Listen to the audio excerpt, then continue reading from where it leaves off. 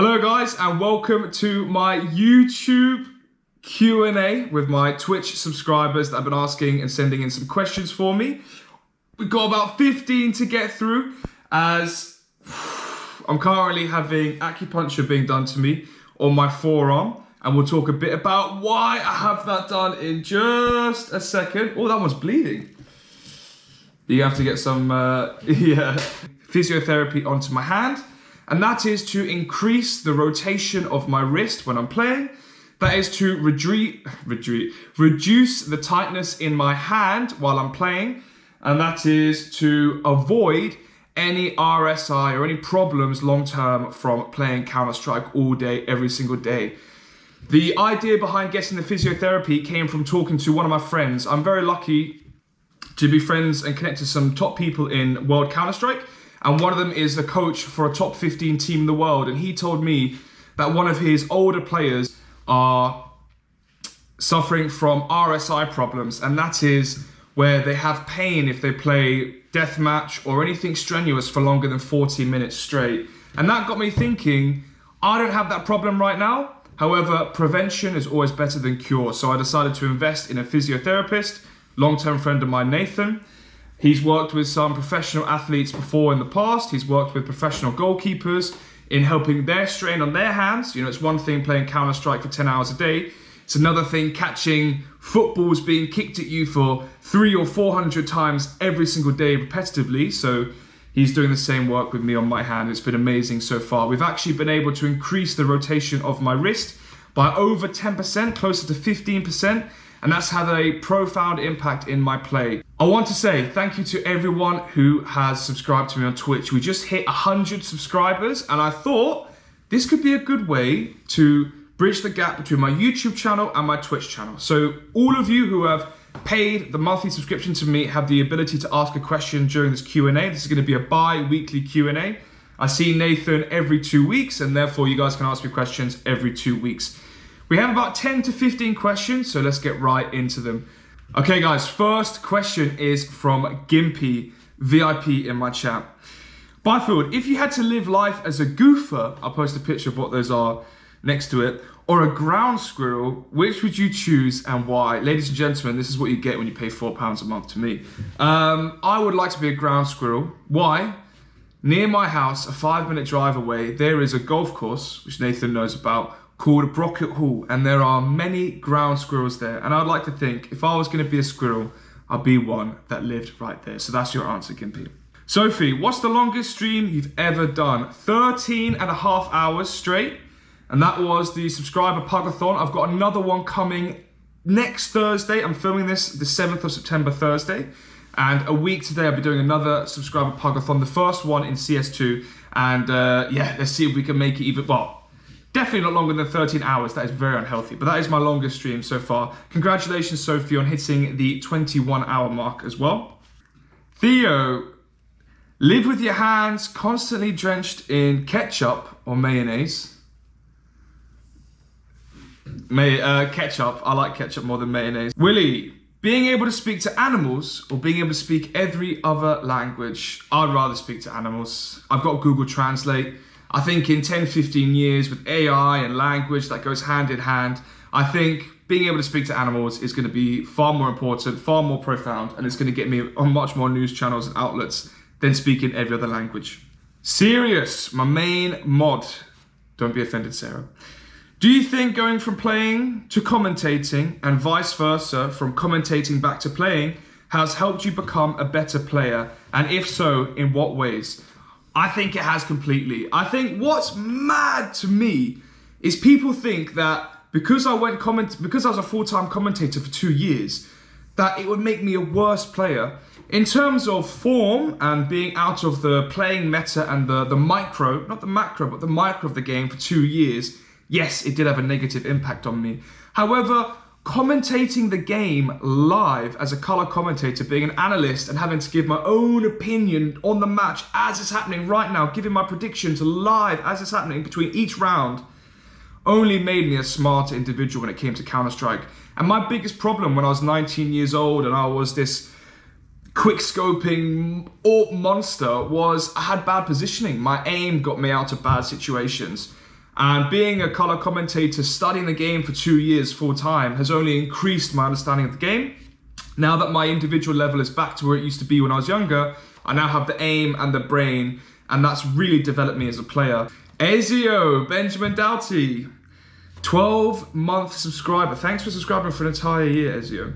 Funnest team to be in through Counter-Strike Go.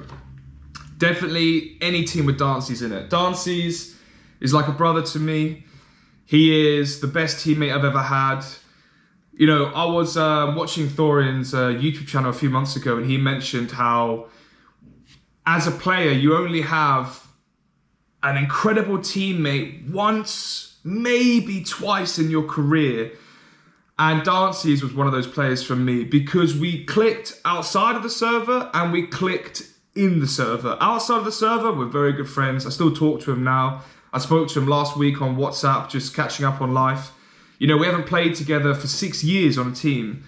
And then we also clicked inside the server. That's why it was so rare that we were able to play so effectively in-game. I'm a very aggressive player. I'm a space creator. I like going first. I'm audacious. I'm erratic. And Dancy's is the complete opposite. He is calm, coolest guy in the room, very good at clutching, very good last alive, which is something that I used to struggle with, being last alive and being in clutch situations. I was always very good at the front, going for the first kills, and Dancy's was always the opposite, very good in the 1vx situation. So as teammates, we just gelled, and as people, we gelled, and that's why he's the best. Whatever team me and him were in, always the best memories. Taylor Doodle, this is for the OGs, 6 years, 7 years I've known this guy for. How does CS2 feel compared to CSGO? How does the new Counter-Strike feel? Well, Taylor, this video right now is being filmed at 12 o'clock in the afternoon on Thursday, the 7th of September. So exactly a week since the new Counter-Strike has come out. And so far, so good. How does it feel? The shooting feels crisper in terms of the single bullet accuracy. I would say the AWP is very precise. I would say the AK and the USP's first bullet, very precise. However, the sprays are a big issue right now. The sprays, either we have to get used to it, or there's something wrong with it on the sub-tick system. And it's going to be interesting to see in the next few weeks how they address this, if they address this going into the second week of the CS2 beta. Because if this doesn't get fixed in the first 3 weeks, guys, the first month of the beta, I don't think it's going to get fixed right now. I think it's going to stay as it is, and it's the new norm, and you have to get used to it. Sarah, why do you suck so bad at CS? Probably because I'm playing at your ELO on the sub Sundays. How different is it to when we first started? A lot. Still got a little bit right, sort of, as you get into the palm. Yeah. But it's a lot better than last time, 100%. I think I was explaining it to Nathan, how when you're spraying in Counter-Strike, you tense your hand up. And I think a lot of riflers are going to be needing this kind of work. As an AWPer, I've got tense hands. Imagine as a full-time rifler, it's going to be even worse. Question from Glow Inc. or Laura. How many hours do I have in CSGO? And how many hours do I have in CSGO 2 so far in the first week? So in terms of Counter-Strike Go, CSGO, I have 13,000 hours played in CSGO. And in terms of CS2, in the first week, I've already got about 40 to 50 hours already, I think it's about 40, which isn't crazy. I've been streaming the heat wave. You know, yesterday my PC couldn't handle playing for longer than 4 hours, so I had to stop playing early, which is a shame. So about 40 hours in CS2 in the first week, and then I've got about 13,000 hours in CSGO currently. Okay, time for some repeat questions. Sophie, what do you wish you could implement into your stream more, and what are the obstacles that may be stopping it? No stream delay. That has been the best part about streaming CS2. Forget the new game. It's the fact that I'm able to stream with no delay. I can talk to the chat, I can interact with the chat, and in my opinion, it's no coincidence that I get to 100 subscribers the week that I have no stream delay. It makes a massive difference, honestly, night and day difference. The problem is, guys, when you're getting stream sniped, it's almost an instant lose. I was playing a game in the CS2 beta, and we were winning 12-5, And then they found my stream and we won 13-11. They nearly won 7 rounds in a row because they can hear everything we're trying to do. They can see everything we're trying to do. And it's impossible to lose because the lobbies are meant to be evenly matched in terms of skill. And then when you throw in a radar hack from having the stream open, it's not fair, and it's a disaster. Smooya Owen Butterfield, he put out a great tweet saying that Faceit should have, and I'm nowhere near big enough yet to get to this point, but I will be eventually. And that is, if you're a streamer on Faceit, you should be able to have a fake nickname or a fake something, or something that when you're in the lobby, it shows you're someone else. I don't know, because if Smooya joins the lobby, everyone's clicking on his stream. And if he's got less than 20 seconds delay, he's getting stream sniped and he's probably going to lose that game, as good as he is. You know, even if you have 20 seconds delay on maps like Nuke, maps like Overpass, where you're contacting things, but the map is so big, you're still going to run into problems. Theo, Yamas Bosch, or Libosh, or Abosh. Yamas Bosch. For the Greeks out there. Willie, what's the weirdest food you've ever eaten? Definitely frog's legs. When I was in China, I cast IM Shanghai. We had a very lucky situation where we had 6 days on and 6 days off in Shanghai. So we had 6 days to explore the city and we ate at some crazy places. And one of them was spicy frog's legs. And it was like eating the tenderest chicken wing ever in your life. Serious, what's the worst map in CSGO and why is it Vertigo? I'll give you this. Vertigo in CS2 so far has been incredible. It's been very difficult to take A ramp because of the smokes. Okay, I had problems with the smokes in CSGO because they faded and they gave one ways. My problems with the smokes in CSGO 2 is the fact they last 21 seconds. It's ridiculous. Retaking a bomb site now, Overpass. Mate, you smoke off B short, you smoke off heaven. All they can do is walk monster or walk out lower B. It's impossible. Like, it changes the maps completely having a 21 second smoke with no fade. It needs to be 18 seconds in my opinion.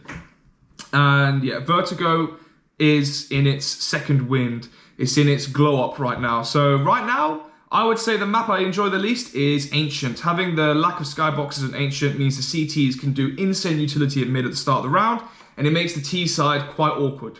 Ezio, favourite memory in CSGO? It was when I was playing with you, Benjamin. It's the jumping no-scope underpass versus flipside. Never forget that in my life. Taylor, what's your favourite skin in CSGO? From CSGO into CS2? Definitely the Poseidon. Out of the skins that I have is the Poseidon. I was really unfortunate that the case hardened skins really haven't transitioned very well into CS2, especially if they're lower wear. In CSGO, if you have a battle-scarred blue gem AK, it looks beautiful. If you have a battle-scarred blue gem AK in CS2, it doesn't look the same. It's a lot more dull, the color's a lot more matte, it's not shiny and gem-like, and therefore it just makes the, let me move my hand there for you. Therefore, it just makes the factory new blue gems worth even more money, but I don't have any of those, so those didn't carry over. The Poseidon, I have a factory new Poseidon. It has no scratches on it. It's an absolute beauty, absolute work of art.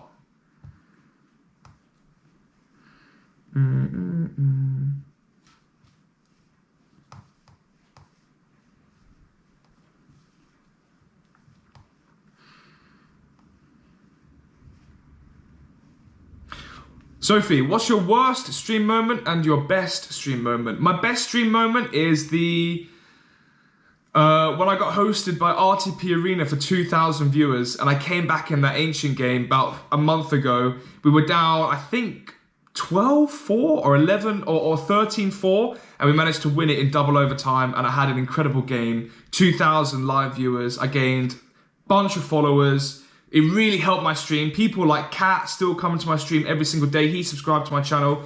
I can't thank RTP Arena enough for that host. It was perfect. I'm going to be doing a YouTube video of that whole VOD actually coming out this week.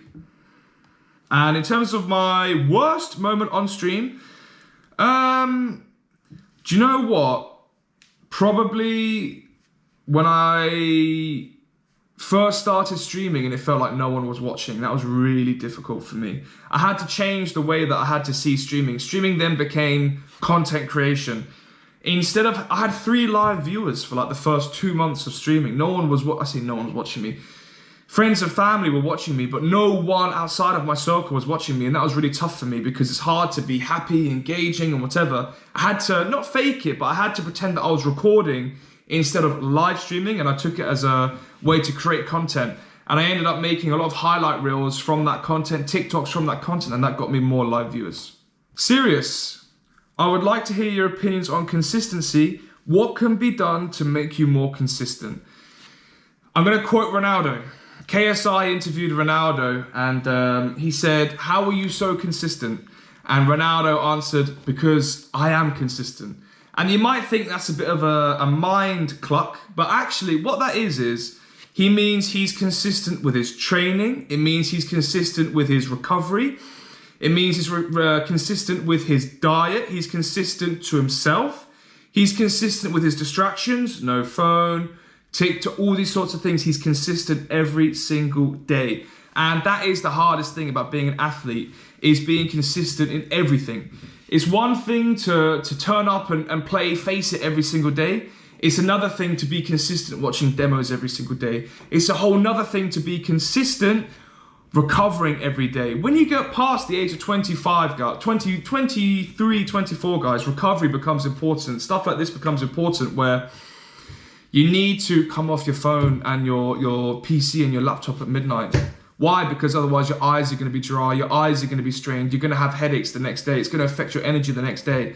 And you have to be consistent in everything, outside of the game, inside of the game, and that's how you put consistency into your work and your art and your skill as well. Theo, this is one Nathan will like. Is it true West Ham are massive everywhere they go? Everywhere they go. No is the answer to that one, mate. Sophie, most memorable first-time chat message or messaging chat? Definitely one from J Overwatch, where that is for sure. Serious. Interested to know how you can reset your mental after, for example, a bad CT side, a bad map, or a missed shot. What can be done to reset your mental? What's interesting is I've actually been talking to Nathan about this. As I said, he works with a lot of professional athletes. The key is being able to block out all of the bad thoughts, a missed shot, a bad CT side, a bad map, with the balance of being able to block out all of the good as well. That's the key, being able to block out both. So if you're able to block out an amazing half, you know, for example, one of the problems I used to have is I'll be playing amazing, I'm at 15 kills before the half's up, oh my God. Suddenly you tense up and you end up getting 1 or 2 kills for the rest of the half, and the half doesn't go how you thought it would. Focus on the pragmatic stuff, the logic stuff, where there's no emotion. Are they smoking B before I peek it? Are they defaulting mid? Can I AWP it? Instead of, oh, I'm missing my AWP shots. Or, oh my God, I'm playing amazing right now. You can see the difference. So my advice to you, Sirius, and for the people watching this is, don't just try to block out the bad. Learn to also block out the good, and that will bring you the balance that you look for in your mental. Back to Sophie. Biggest regret in your CSGO career? I don't actually have any in terms of my career. I feel like I've made the right decision and I pivoted when I need to pivot. From playing to commentating, from commentating back to playing. My biggest regret is outside of the game, and that is not having a proper sleep schedule during CSGO, during my time playing. I'm working on a better sleep schedule now. I wish I'd done that years ago. Last question, and it's from Sophie again. Do you think that being a commentator, professional commentator, has helped you become a better streamer? Is there transferable skills? The answer is, of course, massively. If I wasn't a professional commentator, guys, I'd have the same personality as every other professional player. Instead, being a commentator is what separates me. It separates me on camera. I'm able to have on-camera presence. I'm able to have clean, clear dialogue talking to the camera. I'm able to look at the camera. I'm able to emote. What's a better phrase for that? I'm able to have caricature about me as I'm talking to the camera. And that's from years of professional experience. That's from having advice from public speaking coaches, from professional producers, Producers have given me some of the best advice in terms of being on camera. And the transferable skills, oh, that is unbelievable. That is unbelievable. What's interesting, guys, is what Nathan's doing is he's relaxing the muscles in my forearms, which are connected to the tendons in my hand. And that's what's loosening up the wrist. That's what's loosening up the hand. And that's why I'm able to have a more relaxed wrist, more relaxed hand, which equals faster shots, able to play for longer, and able to play better. Back to the point though, the transferable skills is those, as I said, and you're a streamer, Sophie, so the advice I'll give you is this. Producer from Face It, producer Reese, gave me some amazing advice. He said, whenever you're finishing your point, always look at the camera. And when you're commentating on an analysis desk, or on an analysis desk as a pundit, there's 3 different cameras: host camera, wide shot camera, and individual camera on you. Obviously there's an individual camera for everyone, so there's 5 cameras sometimes, but there's one that's individually on you. And when you're giving your point, you're talking to the other host, you're talking to the host, you're talking to the other analyst because you're having a conversation. But in the back of your mind, you're also looking to see which camera is on red, because when you give the crux of your point, you speak to the camera. And that was one of the things that I learned from producer from Face It. I use that when I'm streaming. You'll notice I always talk to the stream looking at the camera. If you go in my VODs, you'll see, even when I'm talking to my teammates in game, I'm looking at the camera because it brings the viewer into the game. And that's what separates me. That's a big transferable skill. That was the final question. Thank you all for watching. Thank you, Nathan, for working his magic as always.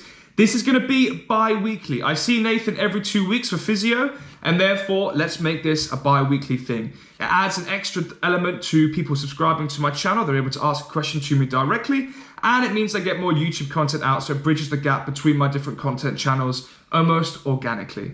Thank you all for 100 subscribers. I'm going to be celebrating with a little cigar later on and some champagne with my family, and I'll be seeing you in the stream later today. I love you all, and let's try get to 100 days streamed in a row. Currently, we're on day 72.